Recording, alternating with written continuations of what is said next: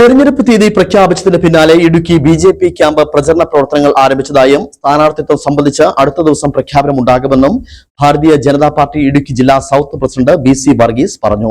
നിലവിലെ സാഹചര്യത്തിൽ എൻ.ഡി.എക്ക് വലിയ മുന്നേറ്റം ജില്ലയിൽ ഉണ്ടാക്കാനാകുമെന്നും അദ്ദേഹം സൂചിപ്പിച്ചു. ജനങ്ങൾ ഒരു വലിയ പ്രതീക്ഷയോടുകൂടിയാണ് ഈ ഇലക്ഷനെ നോക്കിക്കാണുന്നത്. ദേശീയ ജനാധിപത്യ സഖ്യത്തെ സംബന്ധിച്ച് ഒരു വലിയ മാറ്റത്തിനായിട്ടുള്ള കാത്തിരിപ്പായിരുന്നു. അത് ജനങ്ങൾ ദേശീയ ജനാധിപത്യ സഖ്യത്തിലെ പ്രവർത്തകരെല്ലാം തന്നെ വളരെ സജീവമായിട്ട് രംഗത്തുണ്ട്. അവർ ഇലക്ഷൻ ഡേറ്റ് പ്രഖ്യാപിച്ചു കഴിഞ്ഞാൽ പിന്നെ വിശ്രമമില്ലാത്ത ദിനങ്ങളായിട്ട് വരുന്ന ഇലക്ഷൻ പോളിംഗ് വരെയുള്ള ദിവസങ്ങളെ മാറ്റുമെന്നാണ് കരുതുന്നത്. സ്ഥാനാർത്ഥികളെ സംബന്ധിച്ചുള്ള തീരുമാനങ്ങളൊന്നും തന്നെ ആയിട്ടില്ല. അതൊക്കെ ചർച്ചകൾ പുരോഗമിക്കുകയാണ്. അത് ഉചിതമായ സമയത്ത് ഉചിതമായ സ്ഥാനാർത്ഥികളെ ബി.ജെ.പി. നേതൃത്വം പ്രഖ്യാപിക്കും. തൊഴിലെഴുത്തുകൾ നടക്കുന്നുണ്ട്. അതുപോലെ തന്നെ മറ്റ് വീട് വീടാന്തരം കയറിയുള്ള സമ്പർക്ക പരിപാടികൾ നടക്കുന്നു.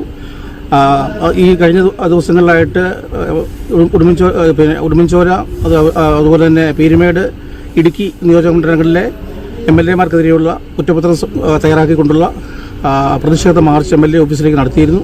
അവിടെയെല്ലാം വലിയ ആവേശമാണ് കണ്ടത്. ജനങ്ങൾ വളരെ പോസിറ്റീവായിട്ടാണ് ഈ ഇലക്ഷനെ നോക്കിക്കാണുന്നത്. ഒരു മാറ്റത്തിന് വേണ്ടി ഉള്ള ഇലക്ഷനാണിത്. ഇടുക്കി ജില്ലയിൽ ഇടതിനെയും വലതിനെയും പരീക്ഷിച്ച് പരാജയപ്പെട്ട ഒരു ജനതയുള്ള ഇടുക്കിയിൽ തീർച്ചയായും ഒരു മാറ്റത്തിന്റെ ശങ്കുലി ഇവിടെ മുഴങ്ങുമെന്നുള്ള കാര്യത്തിൽ യാതൊരു സംശയം